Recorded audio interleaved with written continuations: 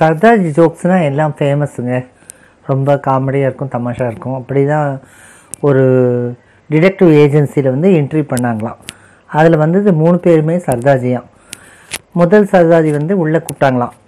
உள்ளே போனவுடனே அவர்கிட்ட வந்து ஒரு படத்தை காமிச்சு, அவரோட சைட் போஸ்ட்டில் இருந்த படமாக, இவன் வந்து ஒரு கிரிமினல், இவனை கரெக்டாக ஞாபகம் வச்சுக்கினா எதை அடையாளமாக வச்சுப்பேன் அப்படின்னு அந்த சர்தார்ஜிகிட்ட கேட்டிருக்காரு அந்த இன்டர்வியூ செய்த அதிகாரி.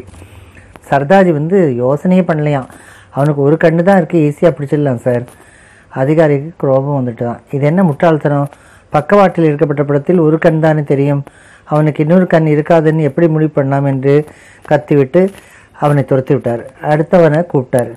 அவரிடம் அதே கேள்வி, அதே புகைப்படம். இவனுக்கு ஒரு கார் தானே இருக்கு, இந்த அடையாளம் போதுமே என்றார் அந்த சர்தார்ஜி.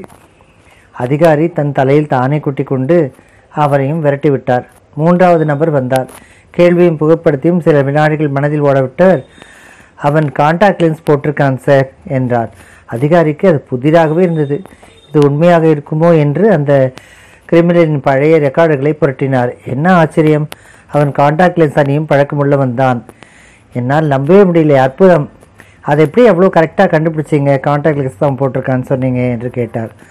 அதுக்கு அந்த அவர் சொன்னாராம், இதில் என்னங்க இருக்குது, அவனால் சாதாரண கண்ணாடி அணிய முடியாது, அவனுக்கு ஒரு காதும் ஒரு கண்ணு தானே இருக்கும் என்றார். இன்டர்வியூ செய்ய வந்தவர், இன்டர்வியூ நடத்தினவர் வந்து தலையில் அடிச்சுனே போனாராம். ஐயோ, இப்படி ஒரு ஆளுங்களை நம்ம கூப்பிட்டுட்டோமேன்னு சொல்லிட்டு. என்ன, நீங்கள் புத்திசாலியாக இருங்க, வாழ்க்கையில் வெற்றி அடையுங்க, வாழ்க வளமுடன்.